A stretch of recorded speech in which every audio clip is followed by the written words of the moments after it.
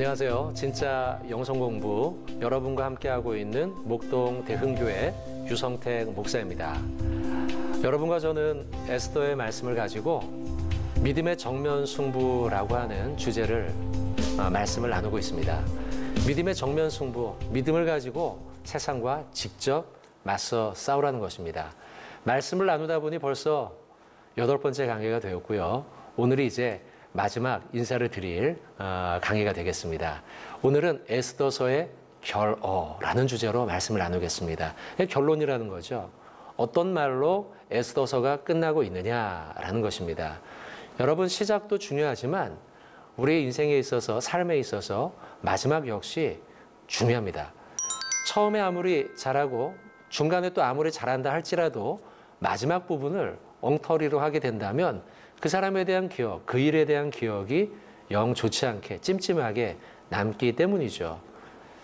예전에 이제 제가 대학 시절 때요, 합창단을 지휘한 적이 있습니다. 이제 남성 합창단인데요. 이 남성 합창단 멤버들이 중창으로 원래 시작된 팀인데 기수별로 쌓이다 보면 연말에 한 번씩 이제 그 합창 발표회를 하곤 했습니다. 근데 그때 이제 이 멤버들이 어려운 곡을 좋아해요. 클래식하고 전통적인 곡을 좋아해요.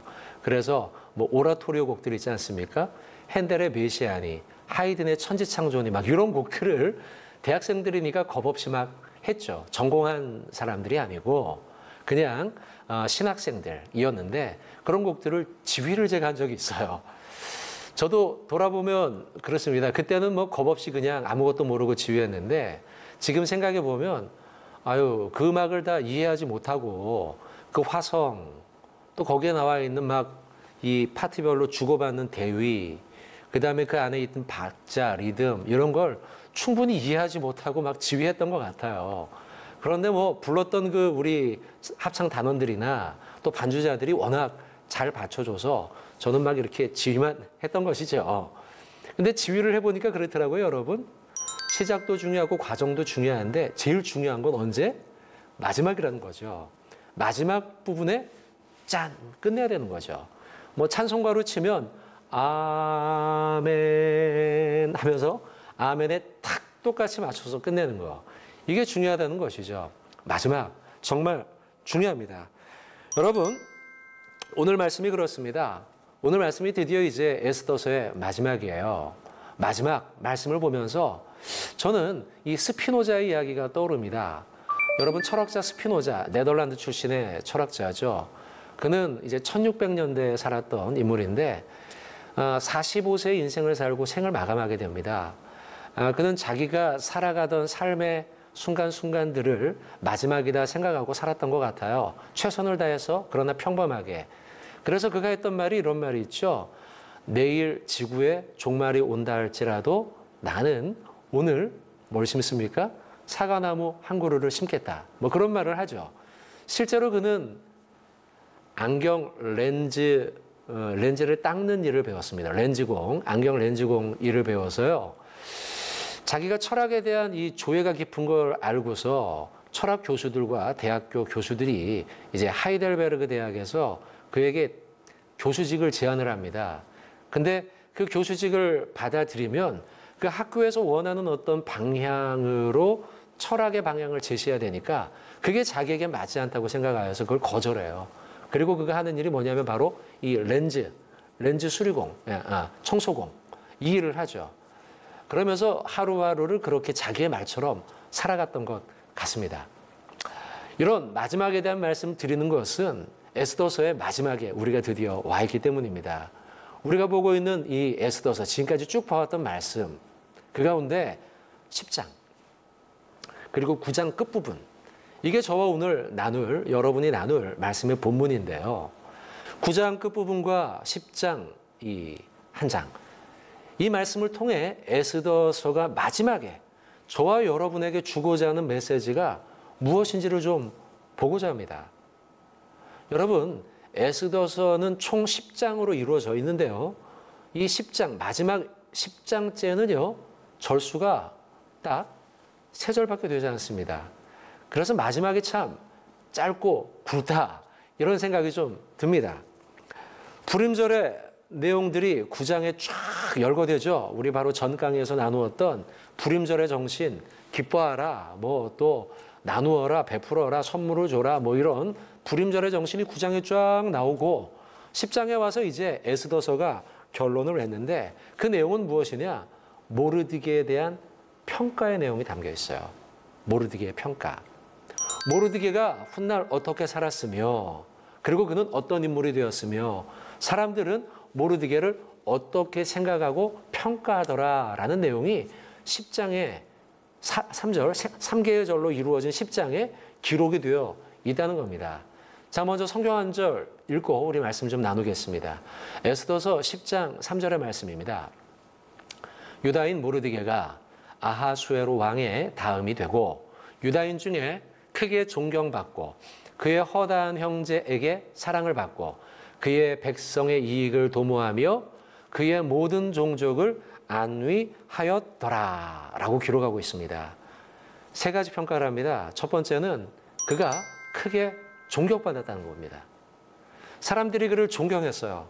야, 모르드게 참 믿음이 훌륭하다. 모르드게 참 백성을 위해서 살아가는구나. 그를 존경했어요. 존경하고 따랐다는 것이죠.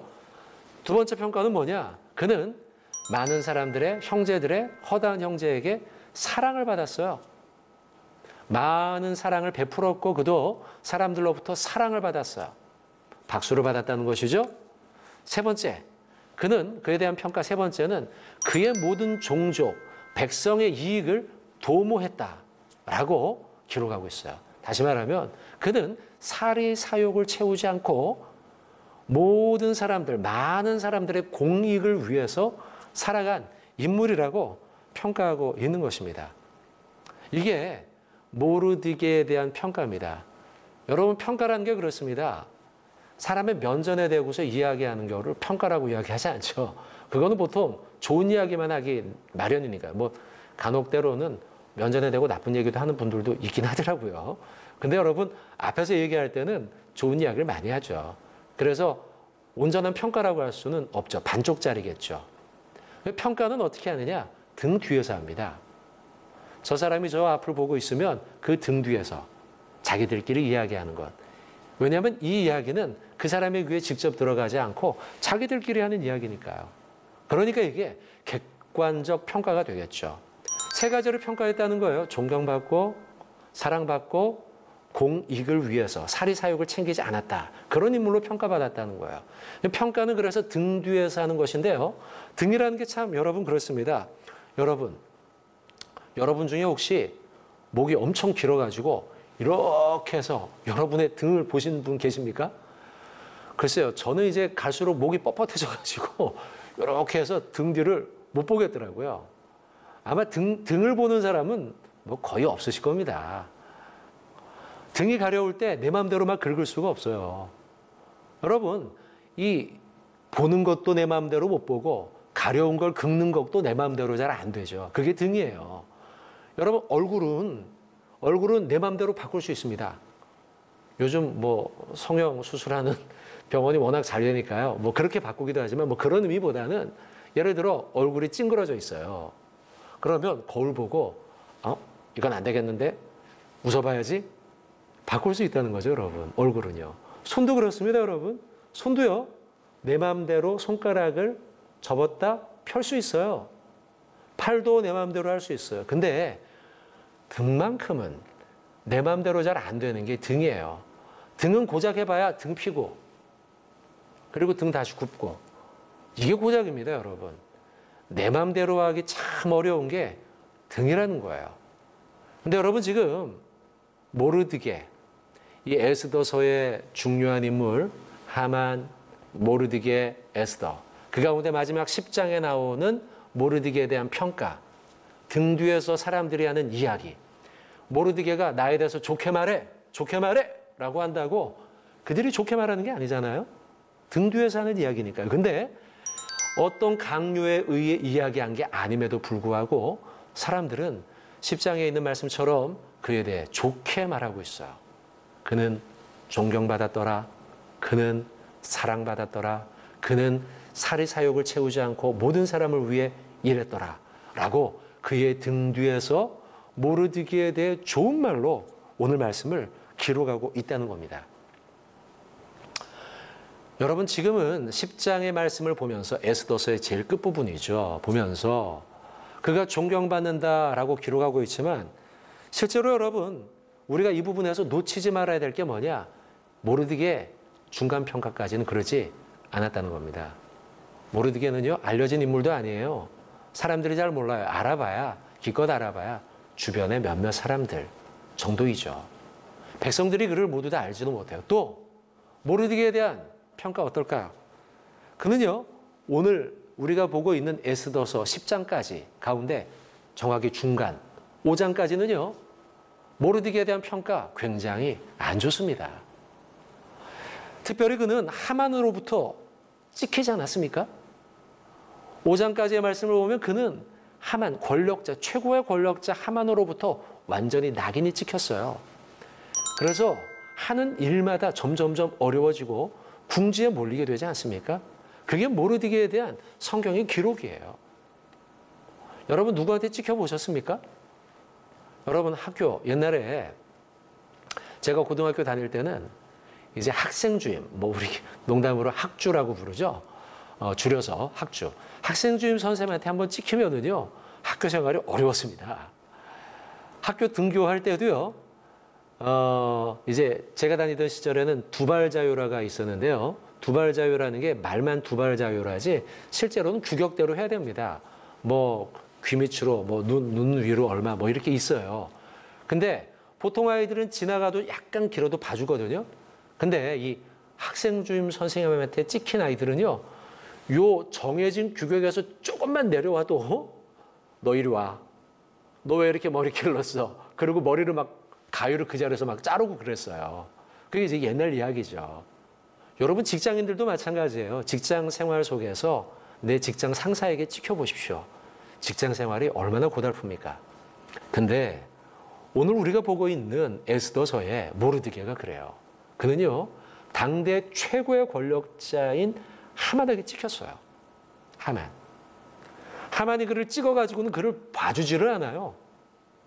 그리고 그가 뭐 하는 것 일거수일투족을 지켜보면서 저 모르드기를 어떻게 하면 죽이지? 라는 생각만 가지고 있었던 게 에스더서의 중간까지의 모르드기에 대한 기록이에요. 여러분뿐만이 아닙니다. 5장까지 그는 동료들 사이에서도 눈총을 받았습니다. 좋은 게 아니고 나쁜 쪽으로요. 아달월 13일에 모두 죽게 될 것입니다. 라는 방해 붙죠. 유대인들이 그걸 보고 깜짝 놀라서 옷을 갈아입고 왕궁 앞에 가지 않습니까? 그리고 왕 앞에서 막 살려주십시오, 살려주십시오 탄원을 합니다. 그때 사람들이 처음엔 아무것도 모르고 그랬을 거예요. 왕이여 살려주십시오. 우리 유대인들을 살려주십시오. 이렇게 했다가 조금 시간이 지나서 그들이 이야기했을 거예요.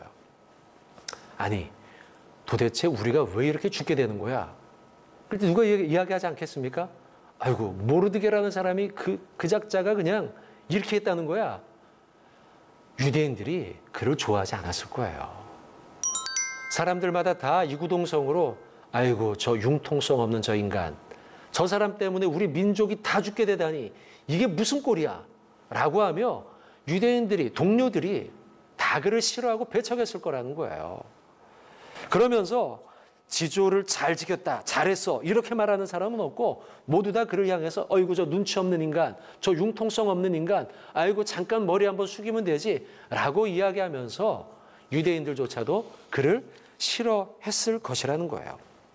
그런데요, 에스더서의 마지막, 오늘 저와 여러분이 보고 있는 10장의 말씀에 이르러서는 그에 대한 평가가 어떻습니까? 너무 좋아지지 않았습니까? 그는 존경받고, 그는 사랑받고, 그는 공익을 위해서 사리사욕을 채우지 않는 사람이라고 사람들은 그의 등 뒤에서 평가하고 있어요. 그럼 왜 그럴까요? 10장 말씀을 보면 그는 한결같았기 때문입니다. 한결같았다는 걸 알 수 있는 대목은 이것이죠. 사리사욕을 채우지 않고 공익을 위해서 모든 사람에게 공평하게 일했다는 것이에요. 그는 늘 동일한 마음 자세로 일했다는 걸 알 수 있죠. 여러분 어려울 때 믿음의 지조를 지켜요. 잘 될 때에도 믿음의 지조를 지켜요. 이거 쉬운 것이 아닙니다. 어려울 때 우리는 이럴 수 있어요. 어려움을 당하면 믿음의 정면 승부를 하지 않고 에이 모르겠다. 이번엔 적당히 한번 타협해보자. 이럴 수 있습니다. 근데 모르드게는 그러지 않았다는 거예요. 어려운 순간에도 믿음의 지조를 지켰어요. 한결같았어요. 그리고 그가 잘 되지 않습니까? 이제 9장과 10장에 와서 모르드게는 하만이 가졌던 그 권력을 그가 승계받아서 왕 다음으로 가장 높은 사람이 되어서 나라를 다스리는 높은 자리에 올라가요. 그때도 그는 변하지 않아요. 변하지 않고 한결같음으로 교만하지 않고 자신의 자리에서 믿음을 지켜내요. 사람들은 잘 되면 그런 생각을 하죠. 아유, 이만하면 됐지 뭐 라는 생각을 갖게 되죠. 그런데 모르드게는 자신이 잘 나갈 때도 한결같음으로 늘 신앙의 모습으로 살아갔다는 것이에요. 여러분 이걸 뭐라고 부르는지 아십니까? 신앙 인격의 성숙이라고 부릅니다. 모르드게는 어려울 때도 그리고 잘 될 때도 한결같음으로 살아냄으로써 신앙의 모습으로 살아냄으로써 그의 신앙이 얼마나 인격적으로 성숙했는가를 보여주고 있다는 거예요. 그리고 이것은 교리적으로 무엇이라 표현하냐면 바로 성화라고 부르는 것입니다. 그는 날마다 성화되어 갔던 것이에요. 흔히 말하는 구원의 서정이 있지 않습니까? 9개의 단계죠. 소명, 중생, 회심, 그리고 신앙, 칭의, 수양, 그리고 성화, 그리고 견인되어서 마지막 때는 영화의 단계에 이르게 되죠. 사실 여러분, 소명, 부르심, 그리고 중생함, 거듭남, 회심, 회개하고 신앙을 갖게 되고 의롭다 칭함을 받고 아들 삼는 수양, 이 6개 단계는 어찌 보면 일순간에 일어납니다. 일순간에 나도 인식하지 못하는 사이에 내가 부르심을 받고 거듭나고 그리고 회개하고 신앙을 갖게 되고 그리고 의롭다 칭함을 받고 아들 삼고 이것은요 순식간에 한꺼번에 일어난다는 거예요. 근데 여러분 성화는 어떻습니까? 그렇지 않죠. 성화는요 우리의 삶 속에서 지속적으로 주님 나라 가기 전까지 지속적으로 해야 할 것이 바로 성화예요. 그래서 어떤 때는 성화가 됩니다. 잘 돼요. 믿음대로 살아가요. 거룩해요. 근데 어떤 때는 또 다시 원점으로 돌아오지 않습니까? 어떤 때는 신앙적으로 성숙해서 내 신앙의 인격이 성숙해요. 근데 어떤 때는 그 모든 것이 다 날아가 버리고 어린아이 같은 모습으로 또 살아요. 근데요, 하나님은 우리를 포기하지 않으세요. 그래서 우리를 어떻게 하냐? 구원의 서정 가운데 견인. 성령께서 우리를 견인해 가세요. 마치 견인차가 우리를 자동차 사고 난 차를 견인해 가듯이 성령께서 우리의 삶을 부단히 성화되기 위해서 애쓰고 있는 믿음의 사람들, 그들의 신앙을 끝까지 견인해 가는 거예요. 그리고 결국 우리가 영화의 단계에 이르게 되는 거죠. 여러분, 이 모르드게 그렇습니다. 어려울 때 포기하지 않았어요. 하만이 막 공격해 올 때 아유 적당히 그냥 포기하고 타협해야겠다 하지 않았어요. 그때도 그는 믿음으로 정면 승부했어요. 그리고 또 높은 자리에 올라가서도 그는 아이 이쯤이면 됐지 뭐 라고 적절히 타협할 만한데 그러지 않았어요. 그 순간에도 타협하는 순간에도 그는 믿음의 정면 승부를 했다는 거예요. 그러면서 그는 자신의 신앙의 인격의 성숙함을 보여주는 성화의 단계를 날마다 살아갔다는 것이죠. 사랑하는 우리 시청자 여러분들, 저와 여러분 예수님을 더 알아가는 삶을 사셨으면 좋겠습니다. 예수님을 알아가는 것, 여러분 알아간다는 건 단순히 지식에서 멈추는 것이 아닙니다. 안다는 건 예수님의 그 모습을 알고 그대로 닮아가는 것을 말하는 거죠. 다시 말하면 우리의 신앙의 인격이 다듬어지고 점점점 더 성숙해지고 그리고 성화해 가는 것, 성화되어 가는 것, 그것을 말씀하고 있는 것입니다. 살다 보면 어려운 때 포기하려고 해요. 아유, 안 되겠다. 아니라는 거예요, 여러분. 잘 돼요. 나도 모르게 교만해야죠. 이만하면 됐지. 아니라는 거예요.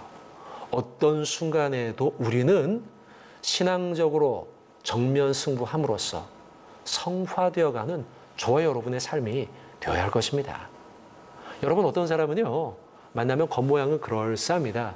근데요, 뒤돌아서 가면 그 사람이 자리에 막 냄새가, 구린 냄새가 막 나는 것이죠. 여러분, 화장실 냄새. 이제 공공 화장실에 가면 앞 사람이 막 일을 보고 들어가면 막 냄새나. 혹시 여러분 만약 음식을 드시고 계시다면 죄송합니다. 여러분, 냄새에 대한 것 상상만 해도 막 떠오르지 않습니까, 여러분? 화장실의 냄새. 여러분, 얼마나 안 좋습니까? 여러분, 그래요. 우리의 삶의 자리에는 향기가 남게 되어 있습니다. 그 향기, 예수의 향기가 남는 자가 되어야 한다는 것이죠. 모르디게 그의 등 뒤에 향기가 남았던 거예요. 향기. 흔히 말하는 샤론의 향기, 샤론의 꽃 되시는 예수. 샤론은요, 지중해 지역에 있는 평야예요. 평야. 이 평야 가운데 꽃이 피면은요, 그 꽃의 향기가 막 인근에 있는 지역으로 바람을 타고 넘어갑니다. 바람을 타고 넘어가면 인근에 있는 지역에 그 샤론에 있던 꽃들이 냄새가 막 전달이 되는 거예요. 우리의 삶이 그래야 한다는 것입니다. 내 안에 샤론의 꽃 되신 예수 그리스도의 향기가 내 등 뒤에 남아서 믿지 않는 사람들에게, 그리고 믿는 나의 형제들에게, 그리고 우리 가족과 이웃과 우리 직장의 동료 학생들에게, 성도들에게 그 샤론의 꽃 되신 예수의 향기를 전해주는 자가 되야겠다는 것입니다. 오늘은 에스더서의 마지막 결어, 마지막 부분을 보고 있습니다. 모르드게는 그렇게 살았습니다, 여러분. 자신의 삶 속에 하나님의 향기를 나타내며 사랑받고 존경받고, 그리고 사리사욕을 채우지 않고 모두를 위해 살아가는 이타적 삶을 살아간 아름다운 향기를 남기는 사람이었던 것입니다. 저와 여러분들도 그렇게 예수의 향기를 남기는 삶을 살아가는 인생들 모두 되시길 주님의 이름으로 부탁을 드립니다. 두 번째입니다, 여러분. 금식하며 부르짖는 유대인에 대한 말씀을 나누고자 합니다. 자, 우리는 지금 에스더서의 마지막 결어를 보고 있습니다. 그리고 결론 부분에서는 모두 다 해피엔딩이죠. 하나님이 복을 주시고 도우심으로 인해서 유대인들은 죽을 위기를 벗어나죠. 그리고 하나님이 하만, 괴롭히던 그 하만을 벌을 주시고, 모르드게는 축복을 받고, 에스더 역시도 하나님의 은총 가운데 왕비의 삶을 살고, 유대인 역시도 풍요 가운데 축복을 누리며 축제의 삶을 살게 되죠. 불임절, 하나님의 기쁨을 나누는 기쁨의 축제가 되었고, 그 속에서 하나님의 감사하는 마음으로 서로에게 선물을 나누어 주고, 그리고 그들은 서로 가난한 자들을 돕는 멋진 전통을 남긴 축제예요. 이게 결론이에요. 그런데 여러분, 이 결론에 앞서 우리가 기억해야 될 게 있어요. 이 결론의 출발점이 어디냐는 거예요. 여러분 한번 생각해 보십시오. 이렇게 좋은 해피엔딩을 맞이하게 된, 에스더서의 결어 부분에 해피엔딩을 맞이하게 된 아주 중요한 원인, 출발점이 어떤 사건이었을까요? 자, 성경 한번 보도록 하겠습니다. 에스더서 9장 31절인데요.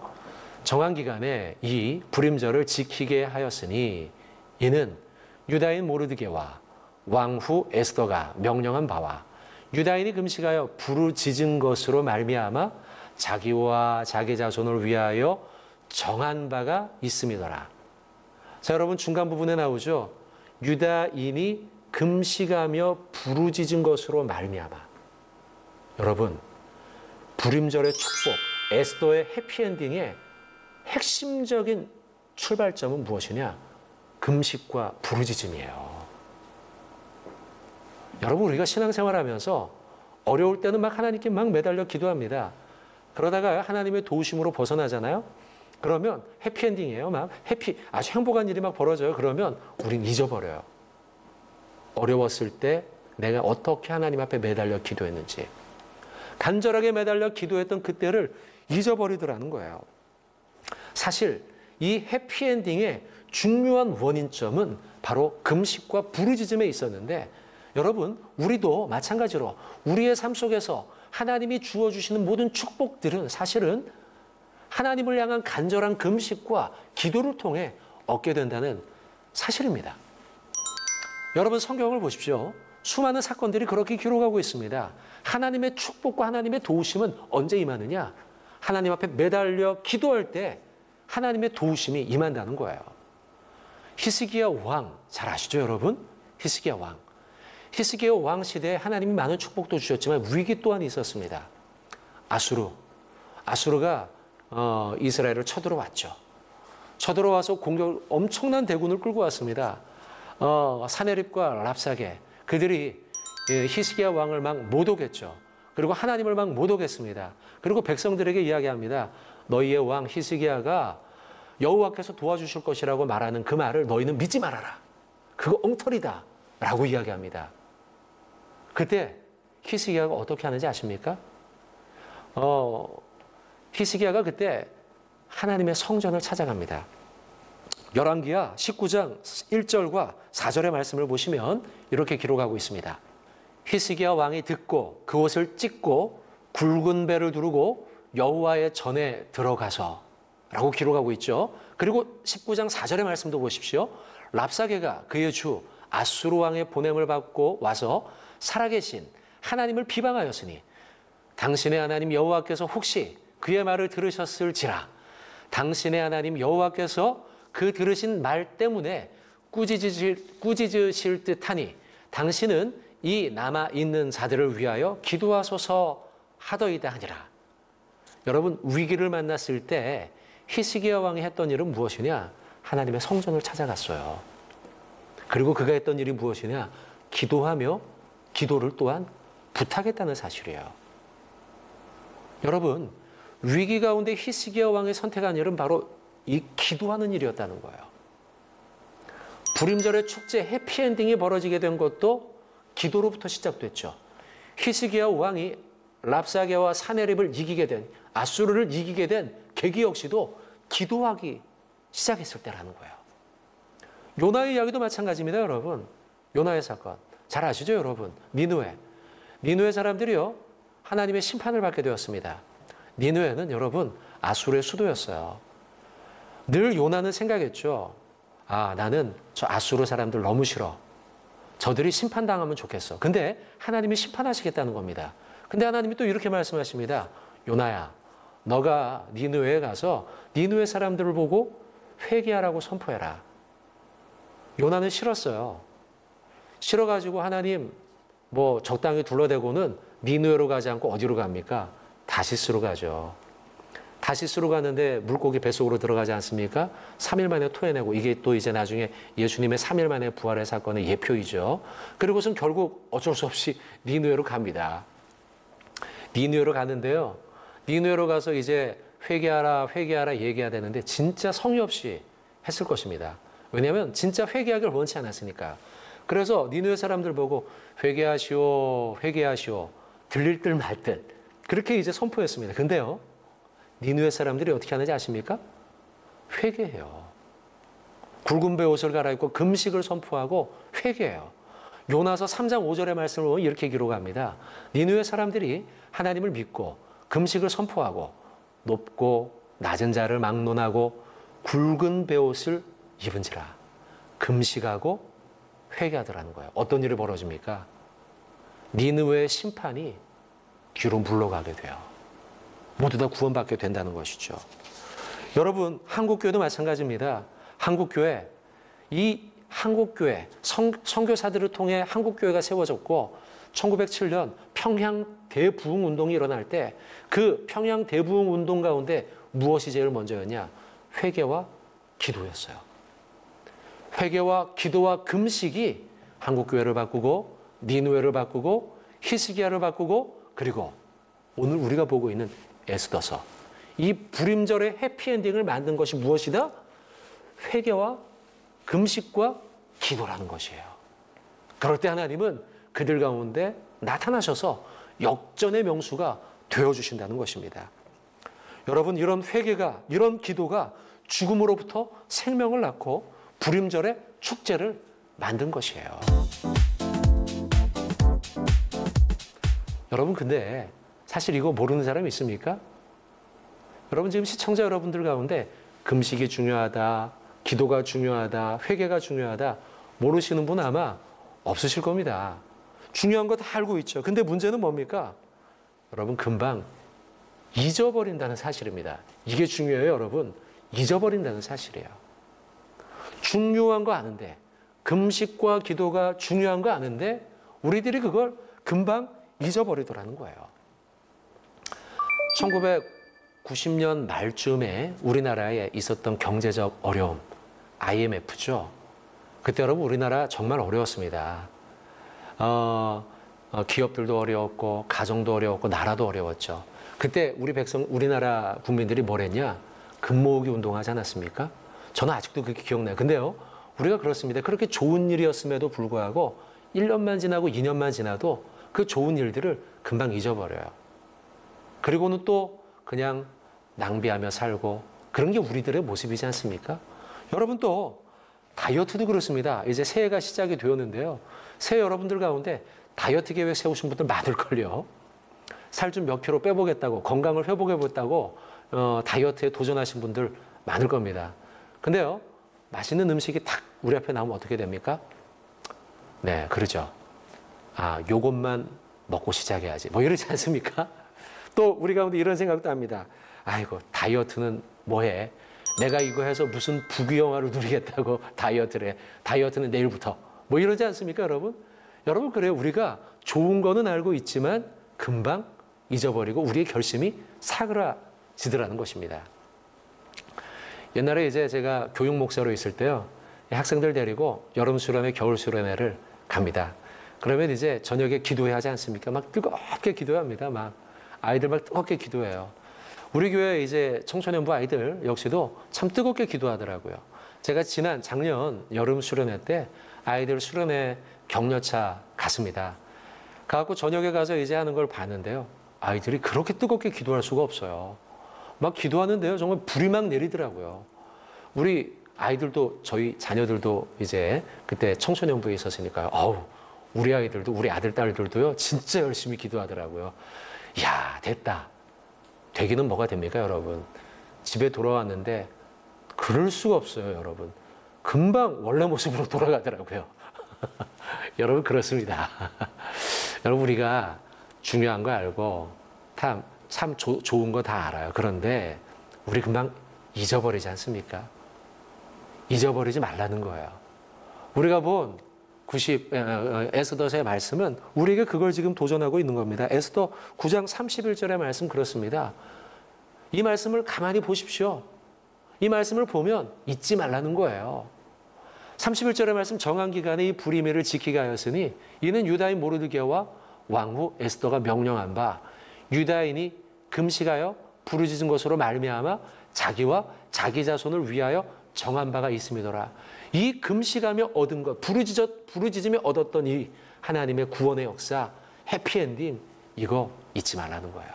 그냥 결과만 기억하지 말고 이 결과를 얻게 한 금식과 기도, 부르짖음, 이걸 잊지 말아라 라고 에스더서는 저와 여러분에게 결론적으로 지금 말씀하고 있는 것입니다. 여러분, 우리나라 말에 그런 말이 있죠. 속담에 개구리 올챙이적 시절을 모른다고요. 우리 시절 옛날에 어떤 일이 있었는지, 유대인들도 그 어려웠던 시절, 하마터면 하만에게 붙잡혀 모두 죽게 될 뻔한 그 위기 잊지 말라는 거예요. 그리고 그들이 그때 어떻게 구원받았습니까? 금식하며 부르짖음으로 구원받은 사실을 잊지 말라고 오늘 에스더서는 기록하고 있는 것입니다. 이게 결론이에요, 여러분. 여러분, 저 역시도 그렇습니다. 제가 지금 여러분 앞에 이렇게 말씀도 전하고 참 출세했죠, 여러분. 그죠? 목사가 돼서 많은 성도들 앞에 하나님 말씀 전하고 저같이 부족한 사람이 어떻게 이런 자리에 서고 하나님 말씀을 전하는 강단 위에 서게 됐습니까? 저는요, 그건 순전히 저희 부모님의 기도 때문이라고 믿어요. 저희 부모님은 이제 90이 거의 다 돼가십니다. 아버님, 어머님도 80이 넘으셨고요. 근데 저희 아버지, 어머니 딸만 6 낳고요. 저희 누나가 6이에요. 딸만 6 낳고요. 아들을 못 낳았거든요. 그때 하나님께 기도했어요. 하나님, 우리 아들 낳으면 아들 꼭 목사, 하나님의 사명자로 시키겠습니다. 서원기도였어요. 근데 하나님께서 또 때에 맞춰 저를 임신하게 하셨고요. 제가 태어났죠. 그리고 저는 어릴 때부터 목사가 되는 게 꿈이었어요. 그렇게 자라났는데요. 근데 가만히 돌아보면 제가 이렇게 목사가 되어서 하나님 말씀을 전하는 영광스러운 사명을 붙들게 된 것은 저희 아버지와 어머니가 지금도 90이 다 돼가도록 저를 위해 새벽마다 기도하는 걸 잊지 않으세요. 지금도 매일마다 하루도 빠지지 않고 교회에 가셔서 새벽 기도에 가셔서 저를 1번으로 놓고 기도하고 계세요. 찬양 가운데 그런 찬양이 있지 않습니까? 당신이 지쳐서 기도할 수 없고 눈물이 빗물처럼 흘러내릴 때 찬양이 참 좋습니다. 찬양을 부를 때 저도 눈물이 흘러내릴 때가 있는데요. 근데 왜 그렇습니까? 나를 위해 기도하는 아버지와 어머니가 계시기 때문입니다. 제가 이 자리에 있는 것은, 말씀을 전하는 종이 된 것은 저를 위해 지금도 쉬지 않고 기도하는 저의 아버지와 어머니가, 그리고 저를 위해 기도하는 성도들의 눈물의 기도가 있기 때문입니다. 성도 여러분, 우리 시청자 여러분, 오늘 에스더의 말씀이 우리에게 주는 메시지는 그렇습니다. 기도하라는 거예요. 그리고 부르짖으라는 거예요. 금식하며 매달리라는 거예요. 하나님 앞에 기도하는 사람들이 되라는 거예요. 여러분, 왜 우리가 기도하지 않을까요? 제가 감히 말씀드리는데요. 기도하지 않는 이유는 교만입니다. 하나님 없이도 내가 다 할 수 있다는 것이죠. 하나님 없이도 내가 다 할 수 있으니 기도할 필요가 없는 거예요. 그럼 왜 기도합니까? 하나님 없이는 나는 아무것도 할 수 없으니 하나님 도와주십시오 라고 우리는 기도하는 거예요. 그래서 여러분, 기도하지 않는 사람은 교만한 자이고 기도하는 사람은 겸손한 사람이에요. 나의 부족함과 한계를 인정하며 하나님의 도우심을 구하는 자. 그렇기 때문에 하나님 앞에 기도하는 것이죠. 여러분, 그래서 저와 여러분들은 날마다 겸손함으로 하나님의 능력을 구하며 하나님의 구원을 구하는, 도우심을 구하는 겸손한 기도자가 되어야 할 것입니다. 여러분, 이제 길었던 이 믿음의 정면 승부 시리즈가 마지막 말씀까지 왔습니다. 마지막 말씀을 드리면서 야구선수 추신수에 대한 이야기를 좀 드리고 싶습니다. 이 추신수 선수 메이저리그에서 뛰고 있는 야구선수죠. 무려 연봉이요 224억 원이나 된다고 합니다. 1년에 버는 돈이 224억 원이에요. 집이 몇 평이냐면 1200평이 된다고 합니다. 1200평. 엄청난 집에서 살고 있죠. 우리는 아파트 30평 하나 가져도 40평 하나 가져도 20평 하나 가져도 대단한데요. 1200평. 근데 여러분, 이 추신수 선수에게도 지금과 같은 해피엔딩 이전에 어려웠던 시절이 있었어요. 메이저리그에 올라오기 전 마이너리그 시절 때요. 그는요, 방 2칸짜리 집에서 살았습니다. 결혼한 자기 아내 하원미 씨와 함께 살았는데요. 그때 방 2칸짜리 살면서 둘이 산 게 아니고 같은 동료였던 선수 2명과 같이 그렇게 조그만한 집에서 살았다고 합니다. 마이너리그를 벗어나지 못하고 한참 동안 고생할 때 이 아내였던 하원미 씨는 너무나 고생을 많이 한 터에 우울증에 걸리기도 하고요. 또 어떤 때는 눈이 잘 보이지 않던 때도 있었다고 합니다. 추신수 선수에게 물어봤다고 합니다. 당신이 야구하는 이유는 무엇입니까? 이렇게 물어보니까 이렇게 얘기했어요. 옛날에는 저는 선수로서의 명예를 얻고 싶었습니다.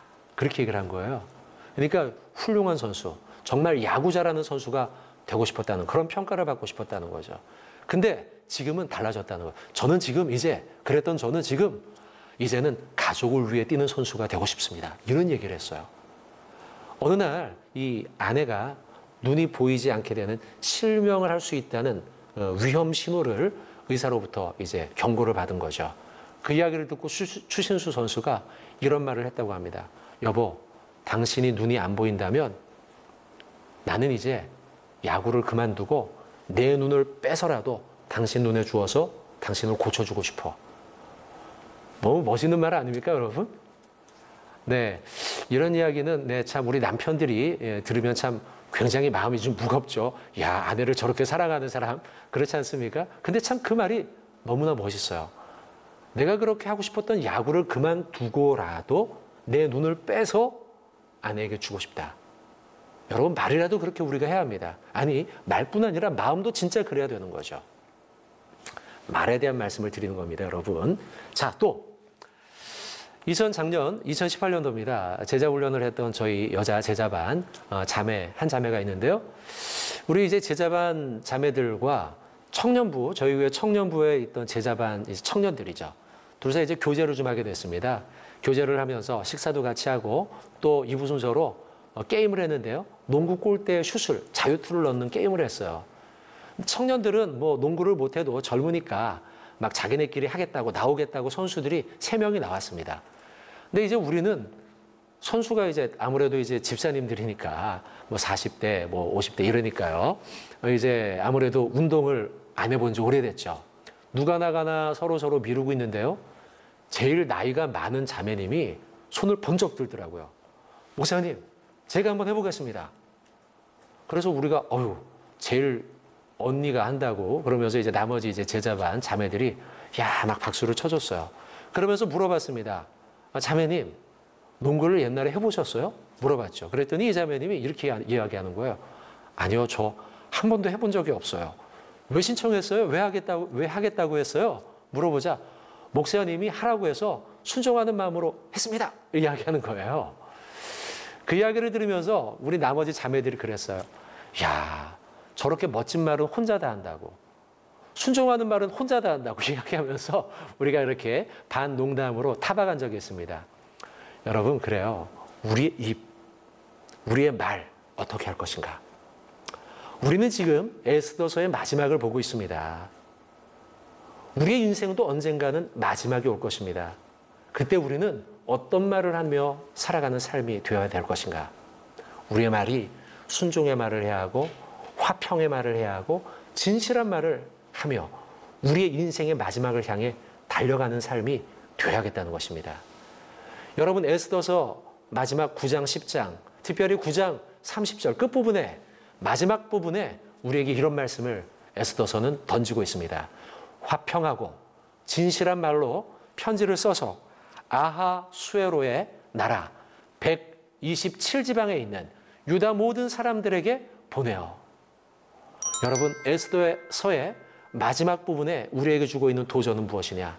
우리의 말, 화평하고 진실한 말을 하라고 우리에게 도전하고 있는 것입니다.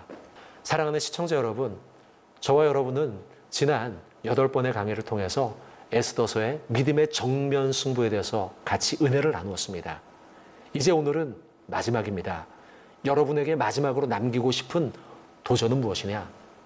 마지막 때 하나님 나라 가기 전에 그때 우리의 인생을 되돌아보니 우리 입에는 화평의 말과 진실의 말이 남아있는 인생이 되어야겠다. 이것이 에스더서가 저와 여러분에게 마지막으로 남기고 있는 도전입니다. 그리고 우리의 등 뒤에는 샤론의 꽃이 되신 예수 그리스도의 향기를 품어내는 삶을 살아야겠다. 그리고 우리는 어려울 때나 잘 될 때나 금식하며 부르짖는 기도의 삶을 살아가는 사람이 되야겠다. 이것이 에스더가 저와 여러분들에게 주고 있는 메시지입니다. 시청자 여러분, 여러분의 남은 인생 그렇게 살다가 주님 나라 앞에서 저와 여러분 다시 만나는 은혜가 있기를 주님의 이름으로 축복하고 축복합니다. 너무나 감사드립니다.